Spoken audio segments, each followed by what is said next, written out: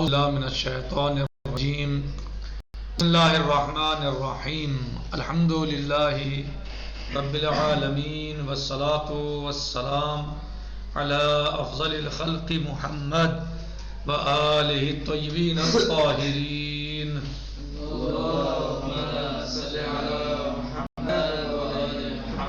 وعجل فرجہم۔ آج ہم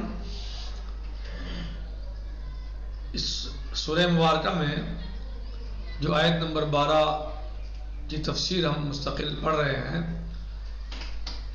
کہ جس میں اللہ عز و جل ارشاد فرماتا ہے بسم اللہ الرحمن الرحیم یا ایہا الذین آمنوا اجتنبوا کثیرا من الظن ان بعض الظن اسم ولا تجسسوا ولا یغتب بعضکم بعضا ایحب احدکم ان یاکل لحم اخیہ میتا فکرہتموہ فاتقوا اللہ ان اللہ تواب الرحیم۔ اس میں اللہ عز و جل مومنین کو حکم فرماتا ہے کہ تم اجتناب اور پرہیز کرو بہت سارے ظنون سے، کیونکہ بعض ظنون جو ہیں وہ گناہ ہیں، بعض ظن گناہ ہیں۔ ولا تجسسوا، اور ایک دوسرے کی بارے میں تجسس نہ کرو، ولا یغتب بعضکم بعضا، اور نہ ہی ایک دوسرے کی غیبت کرو۔ کیا تم میں سے کوئی اس بات کو پسند کرتا ہے کہ وہ اپنے مردہ بھائی کو گوشت کھائے؟ یقیناً تم اس سے کراہیت کرتے ہو، فکرہتموہ، پس تم اس سے کراہیت کرتے ہو، فاتقوا اللہ، پس تم اللہ کا تقوی اختیار کرو۔ واللہ تواب، کیا ہے؟ ان اللہ تواب الرحیم، بے شک اللہ توبہ کا قبول کرنے والا اور رحم فرمانے والا ہے۔ اس میں ہماری گفتگو چل رہی ہے اور اس میں اس آیت کے ذیل میں بہت ساری چیزوں کو ہم نے پڑھا ہے، اور آخر میں ہم نے احادیث نبوی یا حدیث ائمہ علیہ السلام، فرمان اہل بیت علیہ السلام کو، ہم نے فرامین اہل بیت علیہ السلام کو پڑھا ہے غیبت کے بارے میں، کہ غیبت کتنا بڑا گناہ ہے اور غیبت کتنا بڑے جو ہے وہ غلطی ہے اور معصیت ہے، اور اس سے ہمیں سب کو پرہیز کرنا چاہیے۔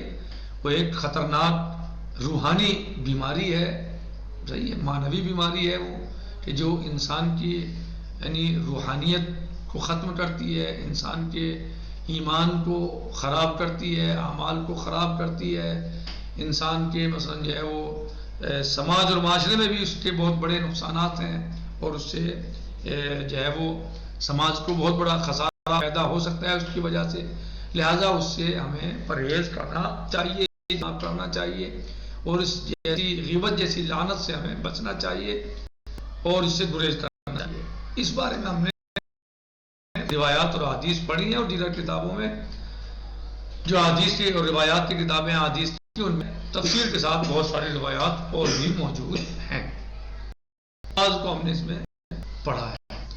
آج کہہ رہے ہیں کہ مفہوم غیبت، غیبت کا مفہوم کیا ہے؟ غیبت کہہ رہے غیبت چنان کے از اسمش پیدا است، این است کے در غیاب کسی سخنی گویان۔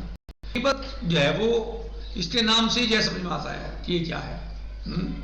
غیبت اس کے نام سے سمجھ میں آتا ہے کیا ہے، اس کے نام سے آپ سمجھ سکتے ہیں، اس کے نام سے جو ہے وہ پیدا ہوتا ہے کیا، کہ غیبت کیا ہے؟ غیبت ہے کسی شخص کی اس کے پس پشت برائی کرنا، اس کے بارے میں بولنا۔ در غیاب کسی سخنی گویان، یعنی غیبت میں غیبت کسی کے پیٹھ پیچھے کچھ کہنا اس کے بارے میں، یہ غیبت ہے۔ غیبت یعنی غیب سے، یعنی پیٹھ پیچھے کہنا اس کے بارے میں کچھ۔ منتہا سخنی کے عیبی، وہ سخن کیسا ہو، بات چیت کیسی ہو، کیا کہہ رہے ہیں آپ، کیا کہ عیبی از عیوب پورا فاش رہتا، یعنی اس کسی انسان کے عیوب کا فاش کرنا، عیوب کا عام کرنا، ان کو کھولنا، بتانا لوگوں کو۔ خواہ ان عیب جسمانی یا اخلاقی، چاہے یہ عیب جسمانی ہو یا اخلاقی ہو۔ جسمانی ہے، مثلا کوئی شخص لا سمح اللہ مثلا لنگڑا ہے، اندھا ہے، بہرا ہے، یا اور دیگر اس کے جسم کے اندر کوئی عیب پایا جاتا ہے، ہاتھ میں نقص ہے، صحیح بول نہیں پاتا، تو اب کوئی مثلا جو ہے اس کے پیچھے اس کے مثلا جو عیوب بیان کرے۔ روحانی عیب بھی ہوتے ہیں بہت ساروں میں، مثلا جو ہے فلا جھوٹا، فلا چور نام کے ساتھ، فلا جھوٹا، آغا السلام علیکم. فلا مثلا چٹر، مثلا اس طرح آغا ہمیں آواز نہیں آ رہی. تو یہ پس پشت کسی کے پیچھے بولنا، اس کے اخلاقی یا آغا ہمیں آواز روحانی نہیں آ یا رہی. جسمانی کا بیان کرنا، کسی کے پیچھے اس کے روحانی عیوب یا جسمانی عیوب کو بیان کرنا. کہتے ہیں اخلاقی یعنی اخلاقی عیوب، در جیسے چور ہے، کوئی جھوٹا ہے، چیٹر ہے، اور دیگر بہت سارے عیوب ہیں کہ فلاں جوا کھیلتا ہے مثلا، یا اخلاقی پیتا ہے. در باشد یا در سخنش، کہ اس کے اعمال میں بیماریاں ہوں، نقائص ہوں، یا اس کی گفتگو میں. در شخص سے کیا بات چیت بس ہے گناہ. در اعمال او باشد یا در سخنش، وہ حتیٰ در اموری، کہ یعنی چاہے وہ جو ہے وہ اعمال میں ہو یا بات چیت میں ہو. وہ حتیٰ در اموری کے مربوط بہست مانند لباس، یہاں تک کہ جو اس سے مربوط ہیں چیزیں، اس میں اس کے عیوب و نقائص کو بیان کرے. اس لباس کے بارے میں مثلا کہ فلاں تو ایسا پہنتا ہے مثلا، کھانا گھر کے بارے میں، ہمسر و فرزندان و مانند انہا، یا اس کے مثلا جو بھی بچوں کے بارے میں یا اولاد کے بارے میں ہے، یا اس طرح کی چیزیں ہیں، یعنی وہ عیوب بیان کرے.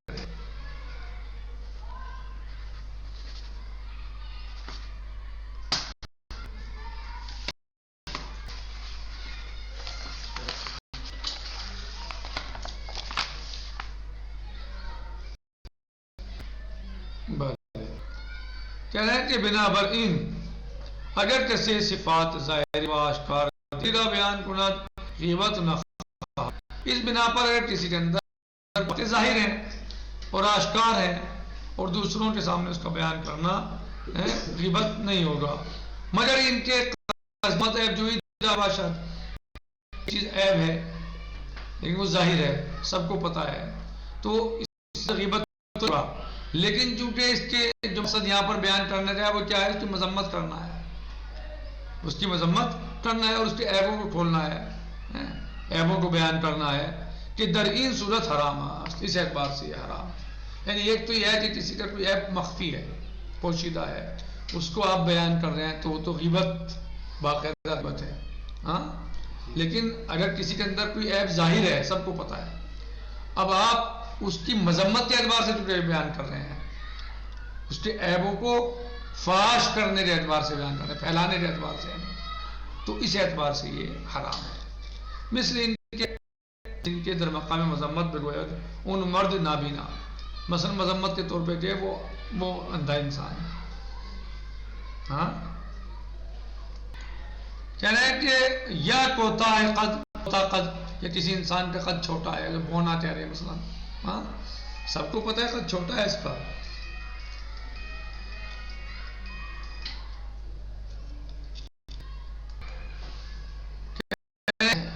یا کوتا قد یا سیاہ رنگ، یا مثلا کسی انسان کو کالا انسان ہے، وہ فلا کالا مثلا، اس طرح. بھائی ان ترتیب ذکر عیوب پنہانی با ہر قصد ہو نیتی کے باشد وہ حرام ہے. اس طریقے سے جو ہے وہ عیوب پنہانی کو مثلا جو ہے وہ جو عیوب مخفی ہیں ان کا ظاہر کرنا یا بیان کرنا، چاہے وہ کسی بھی قصد و نیت سے ہو، غیبت و حرام است. وہ کیا ہے، غیبت بھی ہے اور حرام بھی ہے. ایک عیب تو آشکار ہے، تو آشکار عیب کا بیان کرنا جو کھلا ہوا ہے بالکل واضح ہے، سب کو پتہ ہے، اس کو اس اعتبار سے بیان کرنا کہ مذمت کے اعتبار سے، تو وہ حرام ہے، صحیح. لیکن ایک عیب جو ہے وہ پوشیدہ ہے، اس کو آپ بیان کر رہے ہیں، تو وہ تو غیبت بھی ہے اور حرام بھی ہے. ذکر عیوب آشکار کر بقصد مذمت باشد، اور ان عیوب کا ذکر کرنا بیان کرنا جو آشکار ہیں، سب کو پتہ ہے، اگر وہ مذمت کے قصد سے ہوں ان نیز حرام است، تو وہ بھی حرام ہے. خواہ ان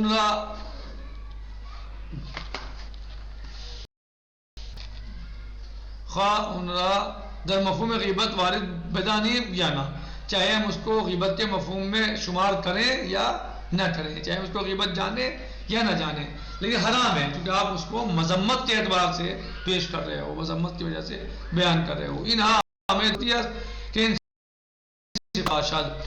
اور اس وقت ہے کہ جب کسی انسان میں یہ اوصاف، یہ صفات پائے جاتے ہوں، اگر صفت یہ وجود نہ داشتے باشد، لیکن اگر صفت اصلاً پائی نہیں جاتی کسی میں، در عنوان تہمت حال بود کہ گناہ اون بمراتب شدید تر و سنگین تر است. لیکن ایک چیز کسی انسان میں پائی نہیں جاتی، ایک عیب پایا ہی نہیں جاتا، آپ اس کو جو ہے وہ بیان کر رہے ہیں، اس کی طرف سے طرف منسوب کر رہے ہیں، تو یہ تہمت ہے اور یہ اس سے بھی بڑا اور بہت بڑا گناہ ہے.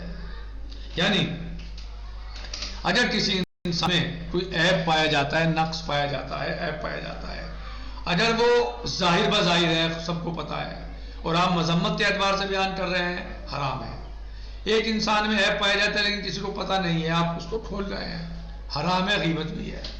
ایک انسان میں عیب پایا ہی نہیں جاتا، آپ اس کو لوگوں میں بیان کر رہے ہیں، وہ عیب ہے ہی نہیں اس کے یہاں، وہ نقص ہے ہی نہیں، وہ برائی ہے ہی نہیں، اور جو ہے آپ اس کو لوگوں میں بیان کر رہے ہیں، تو کہہ رہے ہیں کہ یہ تہمت ہے اور اس پر سخت سزا اور یہ سخت گناہ ہے. والحمدللہ رب العالمین.